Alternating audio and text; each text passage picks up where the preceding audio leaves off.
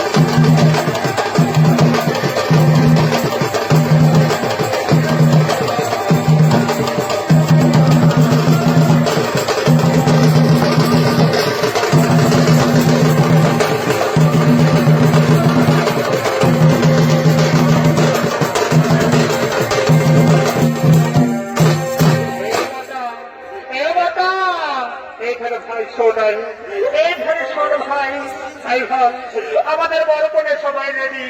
মানসিকে তখন গাঁজার মেশায় বিড়িটাই গাঁজা মেশায় ঘোষ ঘোষ খাচ্ছে। বলি হ্যাঁ বলি কিছু আছে নাকি দু একটা কাছে তো দেব ভাই আমার তাই ভেবে ফাটাই চাচ্ছে না, বুঝলিস না?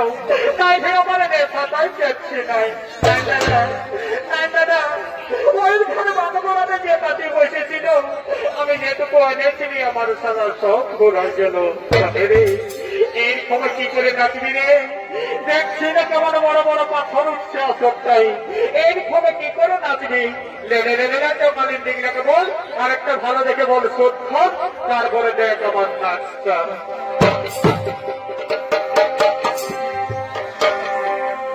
আমি যদি বন্দী হতি, আমি যদি বন্দী হতি,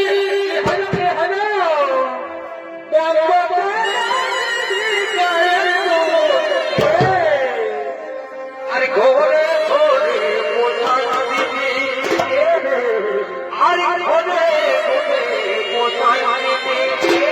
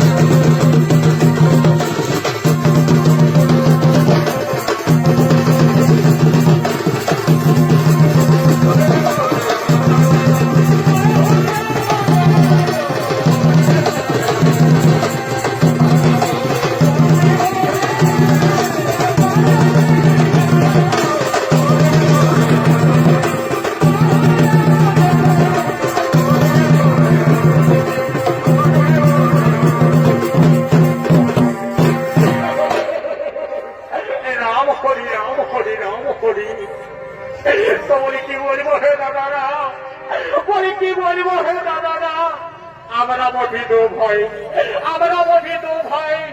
আমার নাম ভল্টু আর আমার ভাইয়ের নাম পল্টু। দেখছি আমার ভাই কারোর সাথে কথাও বলছে না, এর ঘরে ঠিক মতো খাবারও খাচ্ছে নাই। তো বলি হেরে ভাই, বলি হেরে ভাই বলতো বলি তোর কি হয়েছে তুই খুঁজে বলতো আমাকে। দাদা আমি তো বলে দিচ্ছি আগে খাবো নাই আর আমি কিছু কারোর সাথে কথাও বলবো না। ভাই আমার তোর কি হয়েছে তুই একটু আমাকে বন্ধ খুলে তোর মনের কথাটা। আরে বছর যখন 18 বছর তুই বিয়ে করলি তখন আমাকে কি বলেছিলি? তখন আমাকে তুই কি বলেছিলি? তখন তুই আমাকে বলেছিলি বলতো বলে তোর বিহাটা হোক, তার 1 মাস পরে আমি তোর বিহা লাগান নিব। আজকে হাইবার বাবা ঠাকুর সব ফুরান গেল, তোর মাসটাও ফুরান গেল, এখনো তুই আমার বিহা দিলি নাই বলে কি বলবো বাবা থেকে না আমার ইয়ার অন্য কিছু রোগ লড়ে বাবা ইয়ার বিহার হচ্ছে বেঁচে মাথায় এইখানে শোনাই ভাই ভাব আমাদের মাতা পার্বতীর তো আজকে বিহার সেই সঙ্গে 2-3টা লোক দিনও আসে যে বললিস তো বিহাটা বলি পাই না তারপরে আমি তোর নিয়ে কথা বলে দিব তো বলি বলি তোকে যে বলেছিলি যে ভাইয়ের ঠাকুরকে ডাইকে নিয়ে আসবি তো বলি তুই ঠাকুরকে যাই বলে আসেছি বলেছিস তো হ্যাঁ এখনো যে ঠাকুর এসে পৌঁছিল নাই আমাদের ইহাটা দিবে কেমন আমি বলেছি দাদা আমি বলেছিস কত কই তো হ্যাঁ তুই ঠাকুরটা ঘরে পাইয়াছিলি নাই দাদা আমি ঠাকুরকে তাহলে ঠাকুরকে যদি না পাই তো তুই কাকে বলে আমি ঠাকুরানিকে বলে দিয়েছি ঠাকুরানের খেয়াল থাকবে রে বলে ঠাকুরানের খেয়াল থাকবে তো বলে হেরে ভাই আমার বলে তুই কোনো ফোন নাম্বার নিয়ে আসেছিস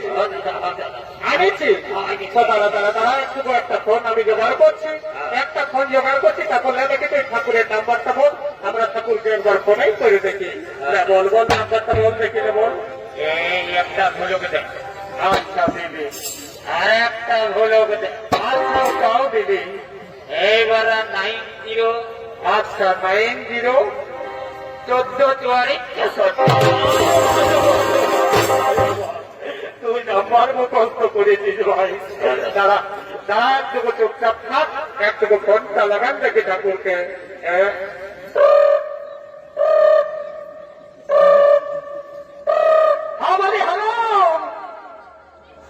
ঠাকুর বলছো আমাকে কিছুক্ষণ আমাকে তোমাদের ঘর থেকে